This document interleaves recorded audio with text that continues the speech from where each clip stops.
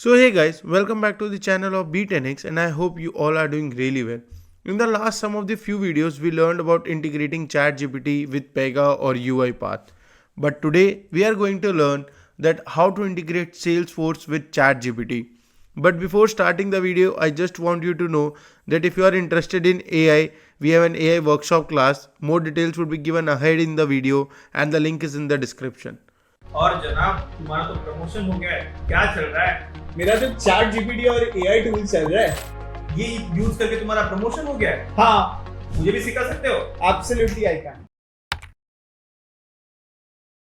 So the first step is basically querying all the related feed item records for the record ID that I am passing as a parameter. So we are basically querying all chatter posts that are attached to the record from which the screen flow is launched, and then we are serializing them in a JSON format. So what that means is it's just instead of getting records, we are just getting a string that's organized. That's just displaying the actual records for each other post. We will use that in the prompt that we are going to send to OpenAI to ChatGPT to give it as a context. So here I am just giving you the record ID and the Apex method that will run and return me a string containing the feed item records. Then once I have that, I am going to actually make the call out. So sending my request to ChatGPT. So you need to have a basic understanding of what an API is if you are going to try to make this work. You'll also need an account to OpenAI. I'll go back to that little later in this video. So basically the parameter that I'm giving is one of the models. So this is the AI model that we are going to use. That is DaVinci 0003 and this is their latest one and most powerful one. That's the one that we hear about that has 175 billion parameters, and then so you have a couple of other parameters too which I didn't include. I only include the ones that I was interested in. So the second one is the actual prompt that I'm going to give it. So think of a prompt like what you would actually write in the UI of ChatGPT on the web if you were to access it, and that's kind of where the magic happens. So I structure my prompt every time. So that is it, giving a context that I'm telling that this is the chatter post in a certain JSON serialized, and then I am passing it dynamically. The result of the previous Apex action that we run right above, and then I'm passing the actual prompt dynamically that I got from the first screen where the user inputted out by the item actual feed item record. So it's kind of like if you went into the web view and said fake discussion person a tool be something person B replied to this that the person C told personal, and at the end of the story you just say a prompt summarize the story and ChatGPT will reply with a shorter version of the exchange that you have created. That's basically what I am doing here, just programmatically. Okay, so I won't go into more details. It's just parameter to say how kind of creative you want the model to be allowed to be. So then I'm just assigning the response to be a variable because I'm going to use it a little later. And the next step is displaying another screen where I'm putting the responses that I got, so that the variable that I just assigned and offering the user another input. And now we are going to go into a sort of loop, but it's not really a loop where if there's a correction, meaning if the user has put another prompt, then I'm going to call the API again in the context with the first question and the first answer and the new prompt that the user gave it. So it's able to react on the contact plus on the exchange that just took place in the previous step. So after that it's assigning some variable and we are going back to the screen and starting again. So as long as you are putting something in that input box, here it will just keep going and it will just call again that API until you leave it blank and you'll click finish, in which case the flow ends basically. And before moving ahead in the video, I just want you to know that nowadays you all might know that AI has taken over the world in just a short span of time, and millions of people have lost their jobs and a lot of people have been laid off. And I believe that you don't want to get affected by this recession wave, right? Well, I can assure you that AI won't replace you, but the person using AI will surely. So if you want to save your job and become irreplaceable in your career, join our 3-hour AI tools workshop in which we'll teach you about the best AI skills to upskill yourself, increase your productivity, and also enhance your career. Make your future secure with us. Join our workshop by clicking the link below in the description now. And let's continue the video ahead. So once you follow this flow, you are going to come and tell me that how about the Apex section, how do you get these? And you are right that that's the tricky part. So I am not a developer and you don't necessarily need to be a developer to be able to make it work.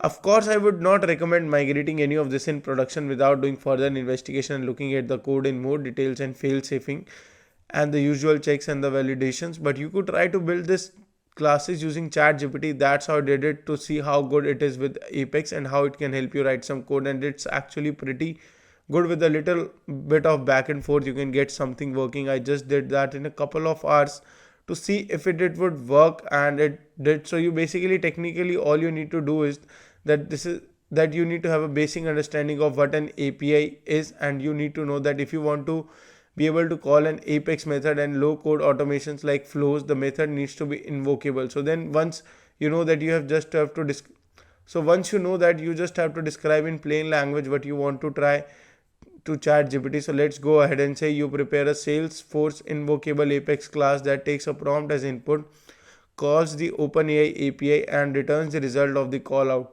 I know it's gonna sound very vague. I'm not even getting any details here. If you provided more information in your prompt, you would get better result. But I just wanted to highlight how good it is by just giving that it's so no grot by just giving it that it's not so great prompt, and see what it comes with. So let's see. Okay, so I received a network error. It's probably because the server are busy. I'm just going to reload it and run it again. So I came up with code. I'm not going to analyze the code at this point. There's probably a lot of things that are wrong with it. Just to illustrate that, it can give you like a skeleton or something that you can start off, right? So I'm going to copy the code and just paste it into a new Apex class that I'm going to create. So I'm going to my developer console, I'm going to call it test for a video, but I already have one best. So this is just quick and a dirty may, and I'm gonna paste it somewhere, and it gave me here. And the dev console has this tab called problems, where it will illustrate and flag any problems that exist with your code that prevent compiling. So here it tells me that line 20 there is this problem. Let's say I have no idea. I'm just going to copy it and go back to ChatGPT and tell it I received the following error on line 20, and if I send that, it will automatically understand what the error is, not all the time, and provide an update version of the class or the part that didn't work. So it's writing it right now, and it will give me an updated version of the class technically by using back and forth and feeding that you get during running the code, and you'll get something working far away from best practices, but just to show how the power of the tools and how good it's actually at programming stuff, which is quite impressive. And so I won't let it run the whole way. There are a couple of things that after right away are wrong there. Like for instance, the endpoint is not the right endpoint because the endpoint didn't exist back in the training set the chat GPT is based on. So if you wanted to have the right endpoints, you need to look at the documentation for the OpenAI API. You'll need to have an account with them anyways to run queries or call out against their API. So there is a documentation that you can take a look, and you'll find the endpoint to go there. Also, it put the authorization token in clearing the code. That not the best practice. Salesforce actually has something in the setup where you can store your credentials in an encrypted manner and just as a reference variable in your code. So I would strongly encourage you not to use that line of code for instance, but replace it with name credentials. And there are a bunch of other things, but like right away I can see that's wrong and that you should not do that. It will work out, but it's far away from the best practice. And so yeah, that's how you can integrate Salesforce with ChatGPT. And that is it for this video. So if you like this video, don't forget to leave a like, and if you have any doubts, drop a comment, and also don't forget to subscribe Be10x.